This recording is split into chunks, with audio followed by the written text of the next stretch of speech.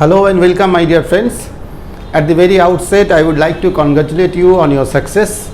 We, the Perfectionize faculties, have decided to come up with a series of videos on different dimensions or different facets of interview. We all know that you are going to face the last hurdle to become a civil servant. Now, the first question that might come to your mind is that what all qualities are required in a civil servant aspirant, which the panelists are going to look into. Let me tell you, you need to have officer-like quality, which is technically known as OLQ. If you are a very good in your academics, and if you don't have the OLQ, then you'll be definitely rejected in your interview. And what all these OLQs are, that we are going to explain to you one by one. So our first topic would be body language and DAF. See, interview is all about having confidence and delivering the substance with confidence. Now, why I'm saying that there's a huge linkage between your DAF that you are going to submit over there and your body language. Look, your body language, people often say that you need to be positive. This positive body language comes only when you are prepared, only when you have got the knowledge. If you are hollow from inside, then of course the positive body language will never going to come out. Now, what you are needed here is that you have to look at it from this particular angle. See, you have got two phases. One is that from today onwards till the date of your interview, this is the first phase of your preparation, and second one is the phase where you will be spending time in the real interview.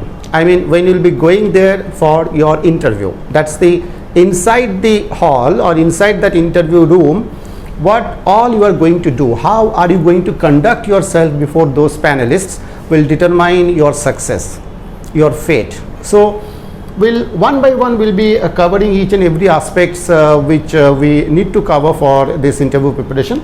The first one is DAF and body language. See, right now what is needed, that you have to collect your questions.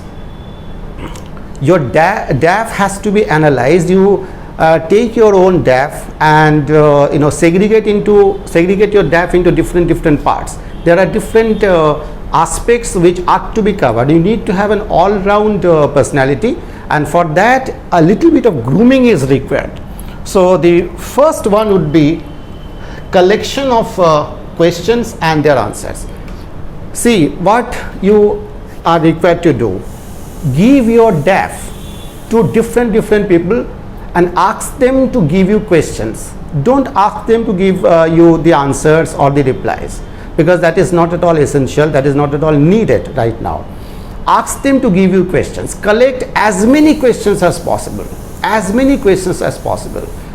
from your DAF. Say for example, you have got a section called hobby, and if you collect questions, say 50 questions you have collected on your hobby.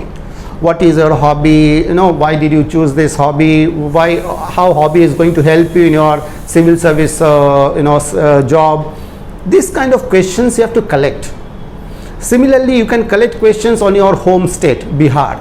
Maybe say 50, 60, 70, 100 questions, odd questions you have collected on your state. You have got questions on your national, international events. That way you can say, collect questions from different aspects that you have mentioned in your DAF. Now, the more questions you collect, the more time you will have to frame your answer inside the interview board in front of the panelists. Because if you get a question which is almost the same that you have collected, now obviously you will not take that much of time to deliver your answer, because your answer is already prepared and you will take very less time to answer that particular question. And even if you don't get a common question, a shadow of a common question has been asked, or question which has been asked which may not be the same that you have collected, but there's a slight bit of commonality involved in between your collected questions and the question that has been asked. then you'll take less amount of time to frame your answers. What I'm saying here, this preparedness, in single word, this is preparedness. See, there's a reaction. People react only when they are not prepared. A civil servant does not react. A good civil servant will prepare. That is the forecasting aspect. If you can forecast that these are the questions which might be asked, or in other language you can say that when you know that is going to be, say for example, 10th of August is going to be your interview date. Now what are you doing right now? How are you preparing yourself? That's your day, because that's the day when your fate will be decided. So if you become a civil servant, let's say you have become a district magistrate, on 10th of August your CM is coming to your district and you are sitting idle, you are not prepared, and on that very day you wake up and you go to receive the CM, and then all kinds of hodgepodge happens over there because you are not at all prepared. So that is not OLQ, that is not civil service like quality. So you will be prepared. So that means when you are prepared, you will be confident. The moment you enter the interview board with this kind of 500, 600 odd questions that you have collected and prepared, you'll have a different kind of a body language. And that is what exactly I did when I was preparing for a civil service. I collected questions on my biodata. We used to call biodata during those days. I collected 1500 odd questions on my biodata, on different aspects of my biodata. So when I prepared all those questions and then I analyzed the answers and all, I prepared myself. So my body language before entering the board was very, very positive, because I was very, very curious. See, when you are prepared, you'll have a curiosity in your mind, in your eyes. You'll be much more curious. Your body would be something like this. Just look at me, what I'm doing. Your body, your chest will be little bit, leaning towards the panelists, a little bit forward. This forward movement of your chest is basically a sign of your preparedness or confidence, you can say. That means you are highly confident. You are actually curious to know what all questions are being asked, because you are prepared, you are ready to answer them. So that is what we call the body language. This leaning forward of your chest is basically a positive sign of your body language. The moment, if you are not prepared at all, if you don't have any preparedness, what will happen? You are going to react. Even if the panelist asks you your name, you'll have that kind of a hesitation in your mind that what all questions are going to come up afterwards, the moment I say my name. So your body will be leaning back. This leaning back of your body, just evade that kind of evasion in your eyes, they will catch it. They'll definitely, because they are very, very smart, because that's what they are doing for so many years, day in and day out.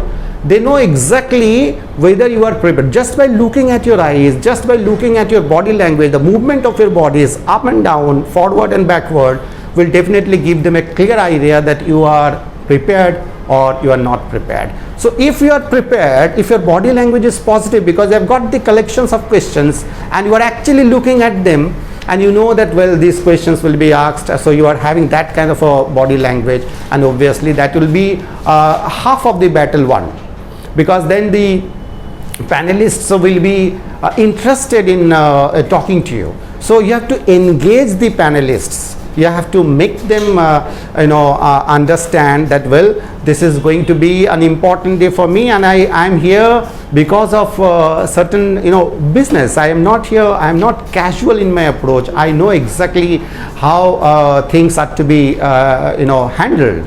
So you'll be able to conduct yourself better. Your body language will have a huge amount of impact on your questions and answers. So my suggestion right now would be, till the date of your interview, real interview, you have to collect questions, as many questions as possible. Distribute your DAF to very many people. Your parents, if they can give you 20 questions, your teachers, your friends, your mentors, your brothers, everybody, whosoever can give you questions, just give them questions, just ask them to give you questions. Collect questions. Say if you have collected, say 400, 500 odd questions from different aspects of your biodata or your DAF, your hobby is there, your state is there, national, international events, then your academics qualifications, your optional paper, and some of the important achievements if you have, and your parents this service job, or if you are in job, then a job would be an important factor. Collect as many questions as possible. Just the questions right now, the questions, if you have got the questions, you can get the answers very easily, because in this age of information it is not difficult to get answers. You can obviously get answers without much of a problem, but your main target would be to collect the questions. So my suggestion would be, right now, collect questions. Don't sit idle. If you are wasting your time thinking that, well, interview is basically something just to communicate, then it's wrong. Interview is, you have to communicate, but you have to communicate only when you have got the substance. If you have the substance, only then you will be able to communicate, because there are two angles or two dimensions involved in communication. One is, of course, your language. It can be Hindi, it can be English, it doesn't really matter, as long as you are talking sense.